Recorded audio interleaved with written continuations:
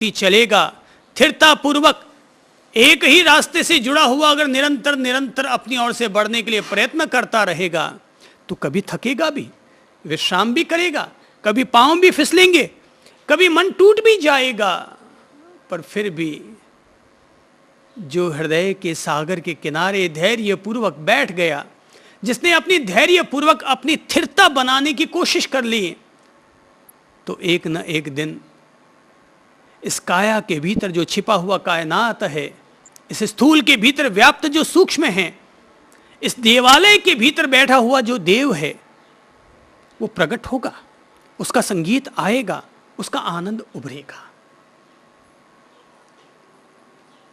जिसने आंचल में दूध दिया, जिसने आंचल में दूध दिया, जिसने फूलों को खुशबू दी, जो रखवारा है दुनिया का, वो मालिक तेरे अंदर है। यह धरा के जिस पर रहते हम, यहां ठौर ठौर पर मंदिर है, बाहर के मंदिर देख लिए, सच्चा मंदिर तो अंदर है। पापों से पार उतरने को, पापों से पार उतरने को सब तीर्थों की यात्रा करते, जो भव सागर से पार करे वह शांति तीर्थ तो अंदर है। जिससे तन का हर मैल धुले, जिससे तन का हर मैल धुले, वो गंगा बहे हिमालय से, पर मन का मैल धुले जिससे, वह गंगाधर तो अंदर है। हर पंथ ग्रंथ हर संत हमें जीवन की राहें दिखलाते, पर जीवन का जो तिमिर हरे, वह धर्म ज्योति तो अंदर है।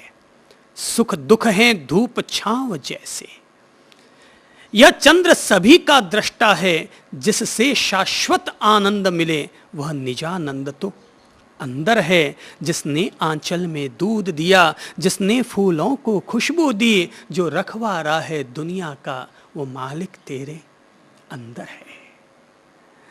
जो आंचल में दूध भर देता है, जो फूलों में खुशबू दे दिया करता है, जो प्राणी मात्र के भीतर जीवनी शक्ति संचारित कर दिया करता है, वो तत्व तो प्राणी मात्र के भीतर ही व्याप्त रहा करता है। ठीक वैसे ही जैसे फूलों में खुशबू रहती है, जैसे दूध में मक्खन रहता है, जैसे कि लकड़ी में आग व्याप्त रहा करती है, ऐसे ही वो अपन सब लोगों के भीतर कण कण में वो व्याप्त है, हृदय के सागर में। कल जब अपन लोग चर्चा कर रहे थे, और कल चर्चा कर रहे थे अपन लोग नाभि प्रदेश पर व्यक्ति अपने ध्यान को, अपनी धारणा को केंद्रित करे, कि जब कोई साधक प्राणायाम को साधने के बाद अपने ध्यान को एक ध्येय पर, एक विषय पर जब वो केंद्रित करना चाहेगा, तो सबसे पहले वो कहां पर अपने ध्यान को केंद्रित करे, तो वो पहला प्रदेश है, पहला द्वार है, और वो है नाभि द्वार। ये स्वास्थ्य का द्वार है, ये शरीर का द्वार है, ये सृजन का द्वार है, ये निर्माण का द्वार है। नाभि पर ध्यान धरने से व्यक्ति की सृजनात्मक शक्ति का विकास होता है, रोगों से लड़ने की ताकत पैदा होती है, प्रतिरोधक क्षमता उसकी डेवलप होती है। कोई भी व्यक्ति कितना भी बड़े से बड़ा रोग से क्यों न घिरा हुआ हो, उस व्यक्ति के लिए अगर ध्यान के द्वारा आरोग्य प्राप्त करना है, तो वह पहला काम करे प्राणायाम को साधने के बाद। प्राणायाम क्यों? प्राणायाम क्यों करें? इसलिए प्राणायाम करें क्योंकि प्राणायाम करने से हमारे भीतर ध्यान की क्षमता, ध्यान की पात्रता निर्मित होती है। हमारे चित्त के जो क्लेश और विक्षेप हैं, उनके आवरण कटते हैं, पर्दे हटते हैं। तो पहले अपन लोग प्राणायाम को साधे, सबीज प्राणायाम करें, अर्थात ओम के साथ, सोहम के साथ, अरहम के साथ, राम के साथ, कोई भी ले लो बीज, जिस बीज के प्रति हमारी श्रद्धा है, जिस बीज को याद करने मात्र से हमारे भीतर एक तरंग उठती है, वो कोई भी बीज का चयन किया जा सकता है, चाहे वो ओम हो, अरहम हो, राम हो, कोई भी बीज चयन कर लो कि जिसका नाम लेने मात्र से हमें लगता है हमारे मन में, हमारी जुबान में एक मिठास घुल रही है, हमारे दिल में एक तरंग उठ रही है, वो कोई भी एक बीज का चयन किया जा सकता है। और उस बीज के साथ प्राणायाम करें, दीर्घ श्वास लें, दीर्घ श्वास छोड़ें, शांत मंद गहरी श्वास लें, शांत मंद गहरी श्वास छोड़ें, और कम से कम उतनी देर तक प्राणायाम जरूर हो जाना चाहिए जितनी कि किसी भी एक माला में मणिये हुआ करते हैं। अर्थात 10 मिनट तक तो अपना प्राणायाम अवश्य करो ताकि प्राणायाम अपना परिणाम दे, आवरण हमारे भीतर के कटें। जरा एक बात सोचो कि अगर कोई कठिन लकड़ी है और करौती से अपन उसको काटने के लिए बैठेंगे तो क्या एक बार काटते ही लकड़ी कट जाएगी?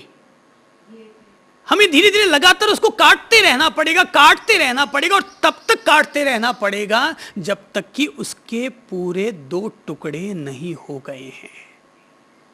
हो सकता है बीच में हाथ थक गए हों काटते काटते, हो सकता है करौती फिसल जाए, कुछ भी मुमकिन है, हमारा मन, हमारा मूड उखड़ जाए, संभव है। लेकिन हमें तब तक उस करौती को, उस सांस की धारा को, लंबी गहरी सांस क्या है, करौती का काम करती है हमारे लिए, और तब तक इसको काटते रहो, तब तक सांस लंबी गहरी लेते रहो, जब तक कि हमारे चित्त में, हमारे अंतर मन में ध्यान की पात्रता निर्मित नहीं हो जाती। भटके चित्त से ध्यान करके क्या करोगे? जब तक हमारा चित्त ही ध्यान के अनुकूल नहीं बन पाया है, तब तक ध्यान में बैठकर करोगे क्या? लोग भले ही समझ ले कि बाबा जी ध्यान में बैठे हैं, पलके झुकाए हैं, सीधी कमर बैठे हैं, लोग भले ही समझ ले कि बाहर से लोग समझ ले क्या बुद्ध विराजे हैं, पर भीतर की अंतरात्मा तो कहेगी क्या बुद्धू विराजा है।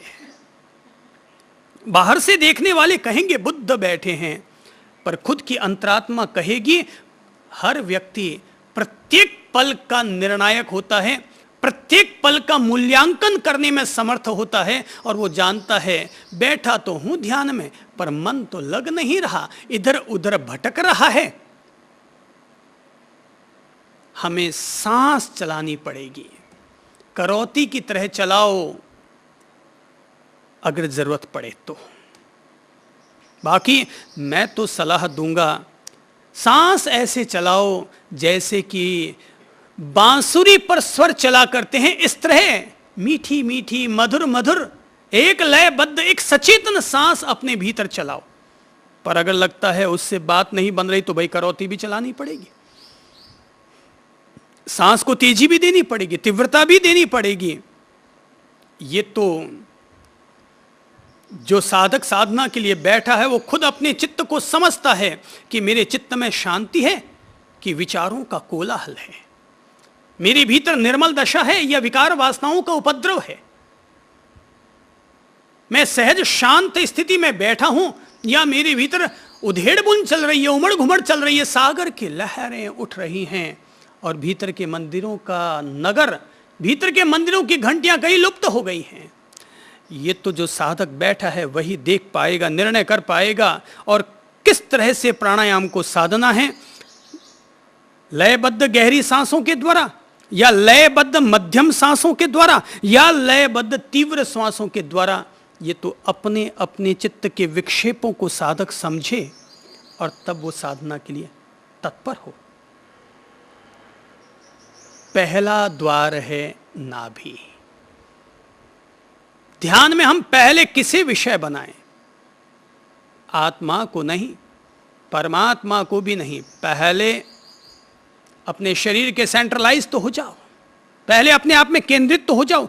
अपने चित्त को हम पहले किसी भी एक बिंदु पर एकाग्र तो कर ले, थोड़ा देख तो ले, थोड़ा महसूस तो कर ले, थोड़ा अनुभव तो कर ले, थोड़ी अपने भीतर की अनुपश्यना तो कर ले। तो पहली स्थिरता किस द्वार पर? नाभि के द्वार पर।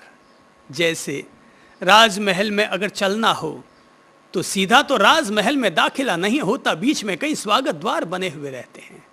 तो नाभि पहला स्वागत द्वार है। आओ बंदे अपने भीतर और नाभि तक उतरो, अर्थात इतने भीतर तक उतर चुके हो जैसे कोई बाल्टी कुएं में उतरा करती है, ठेठ नीचे तक और नीचे, ताकि तुम पानी लेकर के आ सको। थोड़ी स्थिरता बने, थोड़ी एकाग्रता बने।